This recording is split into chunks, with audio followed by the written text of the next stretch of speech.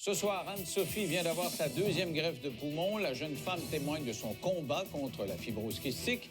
Une colonie de termites a construit un réseau grand comme la Grande-Bretagne. Georges Brossard nous parle de ces insectes. Et les filles de C4 se préparent à la grande finale de Révolution.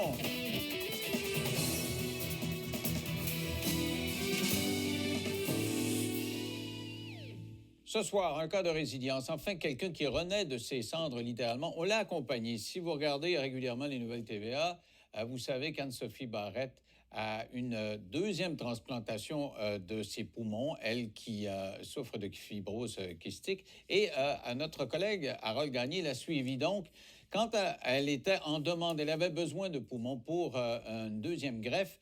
On en a parlé à TVA. Elle s'est retrouvée dans le coma parce qu'on n'avait pas les poumons en question. Puis on vous tenait au courant. Et un jour, alors qu'elle était vraiment dans le coma et respirait à peine, coup de téléphone, on a des poumons.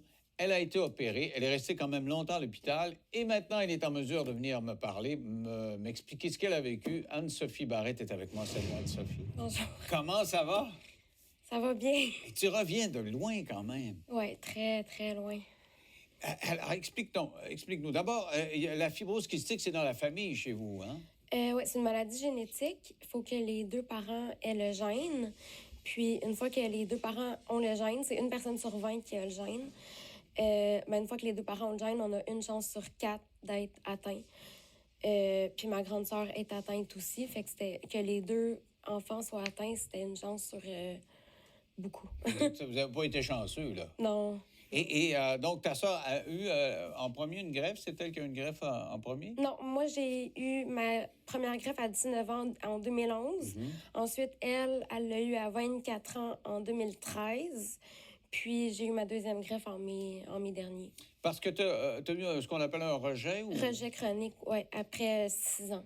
Après 6 ans. Ouais. Alors, ça veut dire quoi, rejet? Est-ce que tu le sentais dans ton corps ou ça décroche tout d'un coup? Ça se fait tranquillement? Comment ça se fait? Mais c'est une dégradation graduelle. Dans mon cas, ça a été très rapide quand même. J'avais de plus en plus de misère à respirer. Ma capacité pulmonaire diminuait. C'est comparable à des symptômes de pneumonie, si on veut, là. J'ai eu besoin d'oxygène rapidement. Puis là, je traînais ma bonbonne. J'avais de la misère à monter mes escaliers. Je vis dans un 2e étage. Puis, je sortais de moins en moins de chez moi. Finalement, j'ai déménagé chez mon père parce que j'étais de moins en moins autonome. Puis, à la fin, je pouvais plus rester seule du tout. Le 8 avril, j'étais chez ma mère. J'alternais entre ma mère et mon père, dépendamment qui était le plus disponible. Puis, ma mère, elle avait une réunion dans le Vieux-Montréal. Puis, on s'était entendu qu'elle me laissait seule environ 2 heures. Puis, j'étais correcte avec ça. Puis, finalement, elle est partie. Puis, 3 minutes après, j'ai commencé à faire une crise de panique très intense. Déjà, j'avais plus de souffle, mais j'en avais encore moins. À cause de la panique, c'est ça? Oui, c'est ça, à cause de la panique. Donc, ton corps a de la misère à respirer, puis tu paniques quand c'est encore plus difficile. C'est ça. Puis là, je me suis ramassée... Je l'ai appelée en panique, puis je lui ai dit « Maman, il faut que tu reviennes, ça va vraiment pas bien. » Elle était pas loin de la maison parce que ça s'est vraiment passé rapidement, fait qu'elle est revenue vite. Mais là, j'étais sur le plancher de la salle de bain, j'étais blanche, j'avais les lèvres blanches, le visage blanc. J'ai dit « Appelle l'ambulance parce que... » C'est la fin. Tu n'auras pas le temps, là, si l'ambulance ne vient pas. Là, je pensais vraiment que j'allais mourir. Tu pensais que tu allais mourir même avant que l'ambulance arrive? Ah oui. Ouais. Puis elle a appelé l'ambulance, elle aussi était un peu en panique. Puis je me suis parlé, je me suis dit, là, j'ai fait des crises de panique vraiment beaucoup cette année-là. Puis là, je me suis parlé, puis je me suis dit, Anne-Sophie, c'est vraiment la fin, là. Si t'arrives pas à te contrôler puis à retrouver ton souffle, tu vas mourir. C'est fini. Je sentais vraiment, vraiment que c'était la fin. J'avais perdu le contrôle. Puis, j'ai réussi à me calmer miraculeusement. Ah ouais? Puis, l'ambulance est venue, mais là, ça allait mieux. Puis, mais, tu sais, j'étais quand même en attente de greffe, j'étais vraiment très malade quand même. C'est quoi ton truc pour te calmer? Qu'est-ce que tu as fait? de la méditation, ou tu sais, ben là, tu dis, je suis étendu sur le plancher, je panique, là, puis je sais que là, j'ai plus de souffle. Ben, Là. je À me quoi suis- t'as pensé pour reprendre ton Je me souffle? suis vraiment dit, si j'arrive pas à me calmer, je meurs. Fait que faut que je me calme. Je sais, comme, j'avais tellement pas le choix, c'était ça ou la mort, que j'ai, j'ai réussi à calmer ma respiration puis à reprendre le dessus parce que j'avais pas le choix. Et tu dis, j'en avais fait antérieurement des crises de panique parce que c'est difficile pour nous de comprendre. Et on donne souvent l'exemple, quand j'ai fait des entrevues avec des gens qui ont la fibrose kystique, il paraît que c'est comme respirer Dans une paille. une paille, hein, c'est ça? Ben, ouais, c'est ça qu'ils disent. On peut comparer, comme on se bouche le nez, puis la paille, c'est le seul trou, là. Mais tu sais, essayez de faire votre journée comme ça, de Ben monter oui. les escaliers. On peut le faire pendant une minute, mais passer toute sa vie de Ouais, même. ouais. Puis c'est de pire en pire. Puis, tu sais, parce que tes poumons se détériorent, tu sais. Ah ouais. J'avais de plus en plus... Mon débit d'oxygène était de plus en plus haut, puis, tu sais, j'avais un banc pour prendre ma douche, puis juste, tu sais, faire l'effort de, de, de me laver, puis, tu sais, de bouger dans la douche avec la vapeur de l'eau chaude. C'était... Fallait que mon père soit à côté, puis c'était un exploit, là, tu sais. Fallait que je me minde 2 jours d'avance, là. Ah ouais. Ouais, ouais. Donc, tu ne vas pas travailler ou aller à l'école? Ah non, Pouvais-tu faire des non, choses non, genre, non, non? non. J'ai été en arrêt de travail complet pendant plus que 2 ans. Ah ouais. Ouais. Mais là, tu avais eu cette première transplantation-là. Je suppose que tu dis, ah, yes, j'ai été chanceux, il y a eu un donneur, je l'ai reçu. Ça prend combien de temps avant d'avoir des symptômes qui font que tu comprends que c'est du rejet, là? Mais j'ai eu des super belles années. J'ai fini mon cours de pâtisserie, j'ai travaillé, j'ai voyagé. J'ai même été fiancée 2 ans. Je me suis mariée à Vegas Avec tes nouveaux poumons, là. Oui, OK. oui, oui. T'en vas à Vegas, t'as marié, Ah. juste fiancé ou... Non, mais j'étais fiancée avec un autre gars, puis Oh! on s'est laissé. Je me suis remariée à Vegas, puis en tout cas, j'ai vécu. La vie, OK, on s'en donne à cœur joie parce que tu avais... J'ai rattrapé le temps Avant perdu. ta première transplantation, tu avais vécu ça, là, la paille, tu l'avais vécu. Ah oui, j'ai vécu mes 15, 16, 17, 18 ans 19 à l'hôpital. Là. J'étais plus à l'hôpital que chez moi. Fait que mon adolescence, je l'ai pas vécu. Puis après ma première greffe, ben j'ai vraiment rattrapé le temps Oh, là, perdu. tu dis, je m'éclate. Ah ouais. Ça devait être le fun. Mais justement, quand ça a commencé, comment ça a commencé? T'as mis à tousser ou je sais pas, c'est plus dur Ça a d'avoir commencé, ton air? on pensait que c'était des pneumonies. Je rentrais à l'hôpital pour une pneumonie, j'ai eu des traitements d'antibiotiques, ça allait mieux, mais j'y retournais vraiment souvent. Tu sais, j'ai passé un bon 4 mois à l'hôpital. Je sortais peut-être une semaine, j'y retournais. Puis ma capacité pulmonaire descendait de plus en plus. Puis finalement, ben les antibiotiques faisaient pas effet. Fait qu'ils se sont dit, ben c'est un rejet. Parce que Ça doit être dur à apprendre, ça, quand même. Toi qui t'es Ouais. refait une vie, puis avec plein d'espoir, etc. Hey, je vais revenir comme avant. Ouais. Moralement, ça devait être bien difficile à avaler. ouais. Mais oui, beaucoup. Étais-tu fâché? Étais-tu découragé? Non, c'était plus de la peur. Ah ouais. La peur de mourir, puis de la déception parce que j'avais pas fini ma vie, là. Ah ouais. Il était pas question que ça s'arrête, là. Et chronologiquement, ta soeur, qui a, elle aussi, eu une greffe, c'est à quel moment, là? Au moment où tu as cette rechute-là, ou c'est à quel moment t'as eu, elle? Non, ça s'est quand même bien adonné. À ma première greffe, elle était en santé, fait qu'elle a pu me supporter. Ouais. Ensuite, à sa greffe à elle, moi, j'avais retrouvé la santé suite à ma première greffe, fait que j'étais là pour l'épauler. Puis, elle, ben, dans le fond, c'était en 2013, puis elle va super bien. Sa greffe, c'est miraculeux, là. Elle a pas été hospitalisée une fois, elle a pas fait une infection, pas une complication, elle n'est même pas diabétique. Tous les greffés deviennent diabétiques. Ah ouais? Je savais pas. À cause on prend beaucoup de cortisone, Ah ouais. puis ça... La cortisone, ça induit le diabète, ça? Oui, comme effet Ouais. secondaire, ça fait monter les glycémies. Et t'as ça, là, actuellement? Oui, je suis Est-ce que tu vas insulino-dépendante. prendre... Ah, faut que tu te piques À chaque fois avec que je l'insuline. mange, Ah ouais. Mais c'est moins pire que pas être capable de respirer, là. Ah on oui, s'entend. ah oui, oui. Alors, donc, tu as ce glissement-là, et ça devient, tu nous l'as raconté, de plus en plus difficile. Ouais. Il t'amène à l'hôpital. Et là, tu sais ce qui va se passer. Mais tu avais été chanceuse la première fois d'avoir des poumons parce que, justement, était un peu là pour ça, parce que c'est la période où on veut sensibiliser les gens aux dons d'organes. T'es pas sûr si tu vas avoir encore des organes, Ah, parce non. que c'est pas évident, là. Non. Alors, tu te retrouves à l'hôpital dans quel état et comment, là? J'étais vraiment malade. La deuxième fois, c'était incomparable à la première ouais? fois. J'ai pas vécu ça la première fois, là. La première fois, ça... Mais l'opération s'est super bien passée. 3 semaines après, j'étais chez moi. Puis, fait que, comme j'ai eu aucune complication, puis je m'en suis remis comme ça. Mais je me suis pas rendue à ce point-là malade non plus la première fois. La deuxième fois, j'étais rendue sur des respirateurs. Je faisais des allers-retours aux soins intensifs. J'étais plus capable de manger. J'étais plus autonome du tout, du tout. Je faisais des crises de panique. C'était l'anxiété, là. J'avais tellement peur. Tu es constamment à l'écoute de ça rentre-tu puis ça sort-tu? C'est ça. Je me disais vraiment, là, OK, fallait que je me parle 24 heures sur 24, là. Tu sais, comme je respirais, là.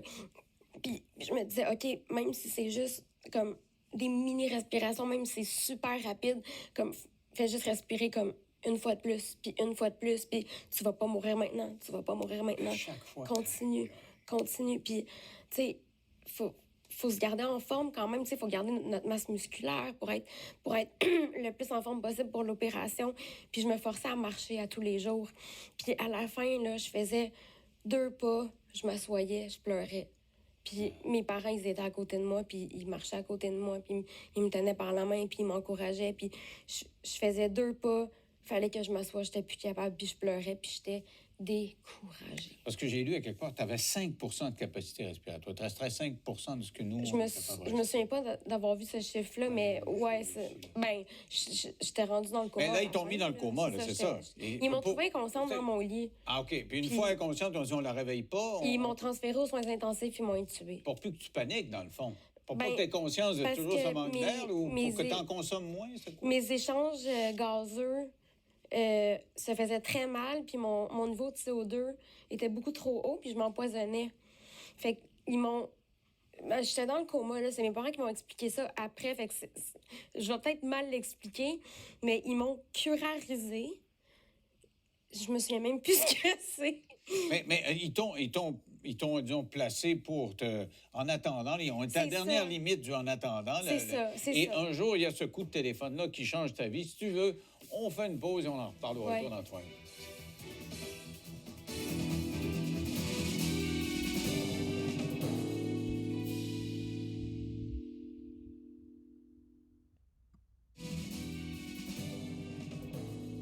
Avec moi, Anne-Sophie Barrette qui a subi 2 greffes de poumons. Alors, on est, avant la pause, à l'hôpital. Tu es dans le coma. Et tes chances de survie sont vraiment minimales parce que tu n'as plus de capacité de respiration. Alors, on trouve des poumons. Là tu es vraiment très chanceuse. Et ça se passe comment à partir de ce moment-là? Ben, là, mais c'est ça, j'étais dans le coma, j'étais pas consciente. Fait qu'ils m'ont greffé. Je sais que j'ai eu besoin de comme au moins 20 transfusions sanguines. J'ai fait 4 arrêts cardiaques. Ah, ouais. Je sais que le chirurgien, il a massé mon cœur, puis j'ai des brûlures Ah, ben oui, je vois ça, ouais. d'électrochoc là, pour me réanimer. Pour te repartir. Tu sais, il sonnait code bleu, chambre 10-30, je pense que mes parents étaient dans la salle d'attente avec mon chum et ma soeur, puis code bleu, c'est un arrêt cardiaque. Fait que eux, ils capotaient. Puis, en tout cas, fait que c'est arrivé 4 fois, puis ils ont réussi à me ressusciter, à me réanimer les 4 fois. Ensuite, j'avais tellement d'hémorragie que je suis restée ouverte 6 jours. Ah, ouais. Pour qu'ils puissent éponger le surplus de sang. C'est ça, ouais. Puis là, finalement, ils ont fini par me refermer. Puis là, ils ont commencé à me réveiller de mon coma. Ça a pris, je sais pas, un peu plus qu'une semaine, je pense. Ah, ouais. Mais j'ai été très confuse pendant des jours. J'avais un scénario dans ma tête. Là. Je ne vais pas tout te raconter parce que ça prendrait des heures. Mais en quelques secondes, là, moi, je pensais que j'étais à l'hôpital parce que j'avais consommé de l'héroïne puis j'étais en overdose. Ah, ouais. Puis que là, parce que j'avais consommé de la drogue, ils allaient me retirer de la liste d'attente puis ils allaient pas pouvoir me greffer puis j'allais mourir. Donc tu étais toujours en état de nervosité absolue. C'est ça. Moi, je pensais que j'allais pas avoir ma greffe puis que j'allais mourir. Je savais pas que j'étais greffée. Ah, ouais. Puis là, je pensais que mon chum avait poignardé mon père, puis je voulais pas le voir. Puis là, il voulait m'enlever mon soluté de fentanyl pour se le brancher à lui. Puis là, je voulais alarmer mes infirmières pour pas que mon chum vienne parce qu'il était dangereux. Et ça dure combien de temps, ces épisodes-là? Quelques jours, mais j'avais ma trachéostomie, fait que je pouvais pas y mettre un son.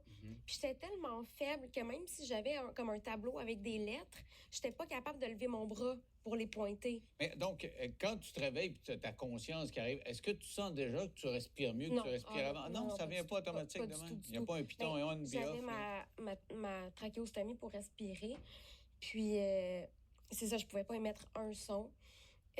J'avais au moins 30 tubes qui me sortaient du corps. Là. J'ai des photos, mais c'est fou, là. C'est incroyable.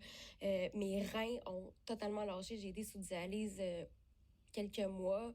Mon estomac a paralysé aussi. J'ai été gavée des mois, je pouvais pas manger. Donc, tu étais à l'hôpital longtemps? 5 mois. 5 mois? 2 mois aux soins intensifs. Aïe, aïe! Puis j'ai perdu à 100% ma masse musculaire. J'étais même pas capable de faire ça. Fait que ça a été... Mais moralement, là, comment tu voyais ça? Là? Parce que tu savais que tu avais eu ta greffe, tu savais que tu n'étais pas capable de respirer, puis tu as eu bien de l'angoisse, mais ça fait une grosse montagne à monter. J'avais tellement l'impression que la montagne était haute, puis comme inatteignable, là, en voyant tous ces tubes-là, toute cette douleur-là, la trachéostomie.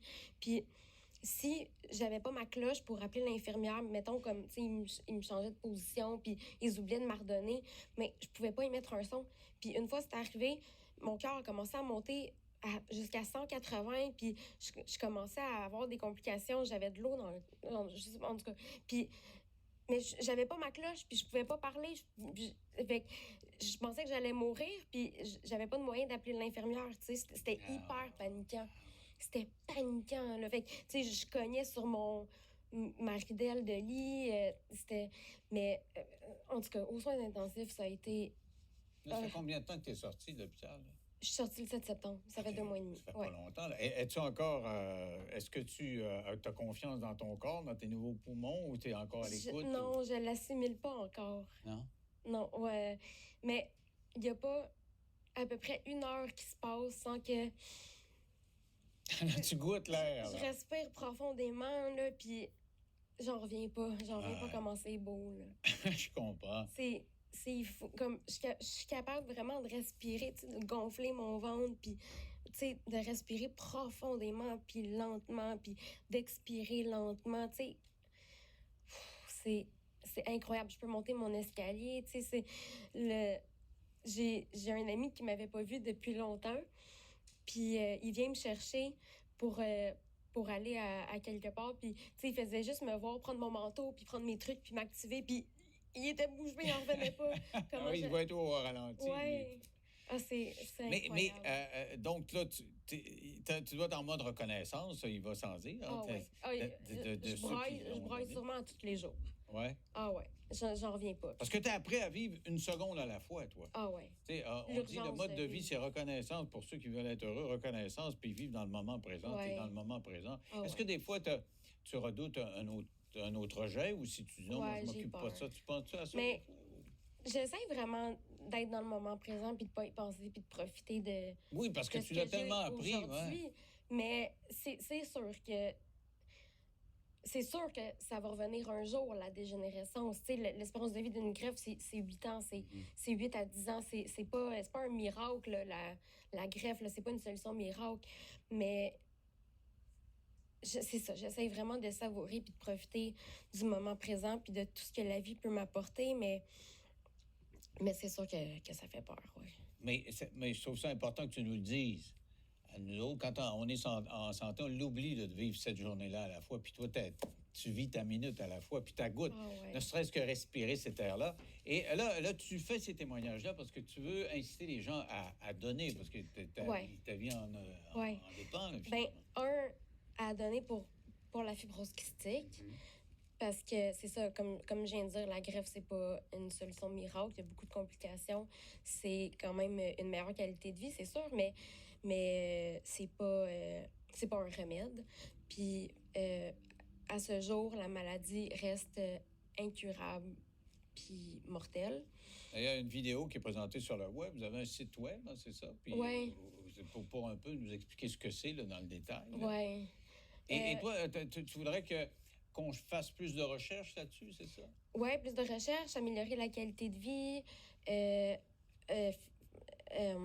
faire rembourser les médicaments par la RAMQ, parce qu'il y a des médicaments il paraît qu'ils sont pas encore accessibles, mais qui sont super bons puis qui traitent la base de la maladie au lieu de traiter les symptômes. Puis, mais on n'a pas encore accès à ça. Fait que pour rendre accessible ces médicaments-là, faut donner à Fibrose Kystique Canada. Puis, tu sais, quand ma grande sœur de 29 ans est née en 89, ma mère, elle s'est fait dire qu'elle mourrait vers 18 ans. Quand moi, je suis née en 92, c'était 20-25 ans, je pense. Puis, en 2018, ceux qui naissent aujourd'hui ont 50 de chances de se rendre à 52-53 ans. Donc, ça avance. Ça avance. Alors, ça a apparu au bas de l'écran. Écoute, je te remercie. Tu as été très bonne. Je te souhaite un tas de moments présents heureux. Merci. Et tu le mérites parce que tu as travaillé fort. Peut-être un autre mariage à Las Vegas. Au retour, on va changer de sujet. On va parler d'une colonie de termites. Vous voyez, c'est grand comme l'Angleterre.